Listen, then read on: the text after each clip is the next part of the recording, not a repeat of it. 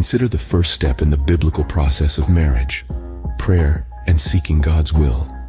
This initial step sets the foundation for a marriage rooted in faith and divine guidance. The Bible paints a vivid picture of this process in the story of Isaac and Rebekah. Let's rewind to Genesis chapter 24.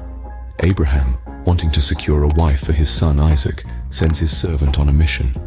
But this servant doesn't embark on this journey relying solely on his wisdom or understanding. Quite the opposite. He seeks divine guidance. He prays to God, asking for a sign to identify the woman chosen for Isaac. This prayer wasn't a simple roll of the dice, nor was it a last-ditch effort. It was a sincere plea to the Creator, a declaration of dependence on God's wisdom and providence. The servant acknowledged that he didn't have all the answers, that he needed divine intervention to make the right choice. And how does God respond? He leads the servant straight to Rebekah, a woman of noble character, a perfect match for Isaac.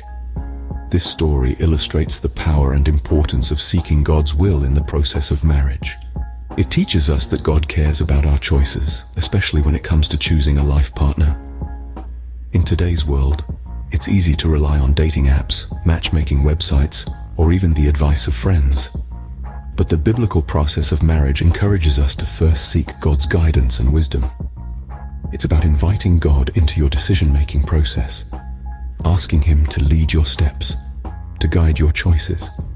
So, as we explore the biblical process of marriage, let's remember the importance of this first step. Let's remember to seek God's guidance, to pray for His wisdom, and to trust in His providence. Because when we invite God into our decisions, we can be confident that He will lead us to the right person at the right time. So the first step in a biblical marriage is to earnestly seek God's guidance and will, to ask Him to lead us, to guide our paths, and to give us wisdom in our choices. Because in the end, a marriage that begins with God will be one that can withstand any storm. Moving on to the second step, which is obtaining parental approval and consent.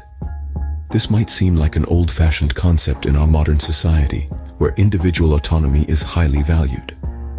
However, in the biblical perspective, this step holds significant importance. Think back to the story of Jacob and Rachel.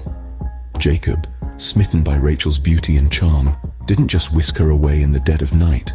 No, he approached her father, Laban, and asked for her hand in marriage. He sought Laban's consent, not just as a mere formality, but as a gesture of respect and honor towards her family. This act of Jacob is not only about respect, it's about wisdom as well.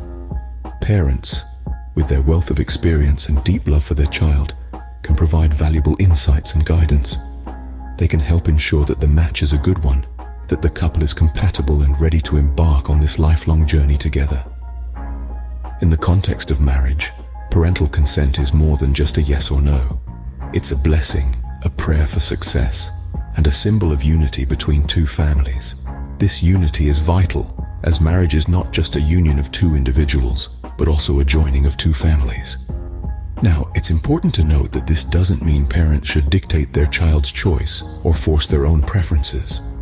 The biblical principle here is about seeking approval and blessing in a spirit of love and respect.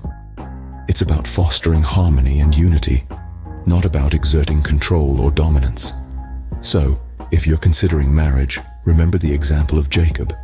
Take the time to seek the blessings and consent of your future spouse's parents. It's a gesture that conveys respect, wisdom, and a commitment to family unity. Thus, the second step is to seek the blessings and consent of your future spouse's parents. It's a step that helps lay a strong foundation for a successful, biblically rooted marriage.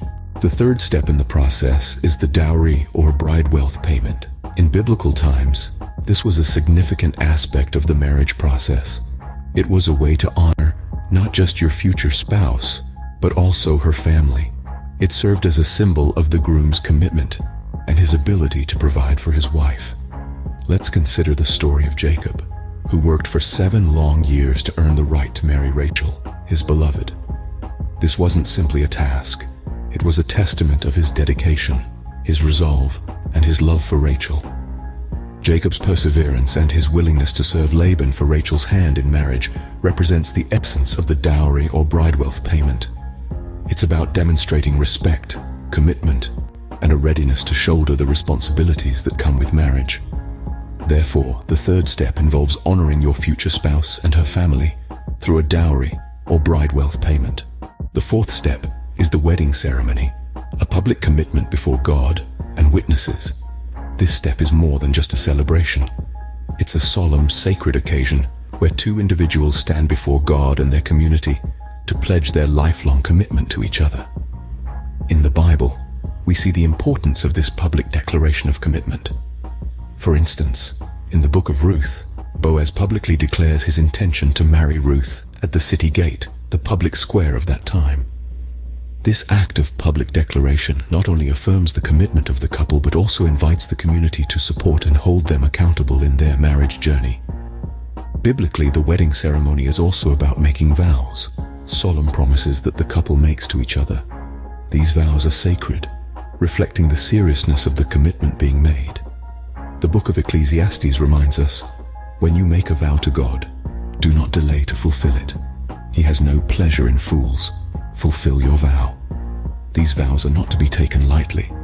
They are a reflection of the covenant relationship that marriage represents, a promise made not just to each other, but also to God.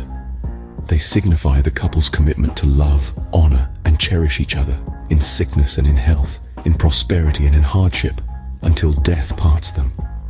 So the fourth step in a biblical marriage is to make your vows publicly in the presence of God and witnesses. It's about standing up in front of your community, declaring your love and commitment to each other, and inviting them to support you in your journey.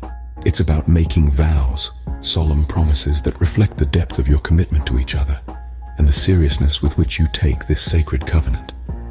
Remember, marriage is a journey, not a destination, and this public commitment is just the beginning. The real test of your vows comes in living them out every day, in every circumstance for the rest of your lives together. The fifth step is sexual intimacy, the consummation of the marriage.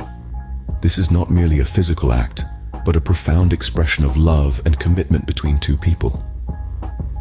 The Bible often uses the metaphor of marriage to describe Christ's relationship with the church, highlighting the deep, intimate bond that should exist between spouses. It's important to remember that, in biblical times, sexual intimacy was seen as the seal of the marriage covenant, an act of unity that marked the beginning of a lifelong commitment. It was a celebration of love, a gift from God to be enjoyed within the bounds of marriage. It was, and still is, a sacred act that binds two people together in a unique and powerful way. Therefore, the fifth step in a biblical marriage involves consummating the marriage. The final step is to live together as husband and wife, filled with mutual love, respect, and submission. This is the culmination of the journey, the destination of a process that started with prayer and was guided by divine will. Now, the couple embarks on the lifelong adventure of marriage. Living together as husband and wife is not merely about sharing a home. It involves sharing lives, dreams, and aspirations.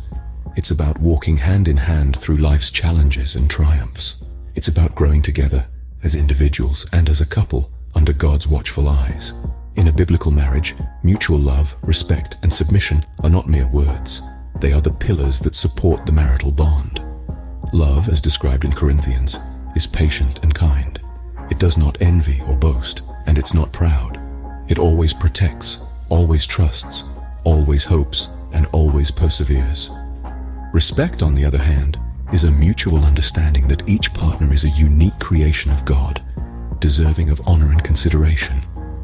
It's about acknowledging each other's strengths and weaknesses, and still choosing to love unconditionally.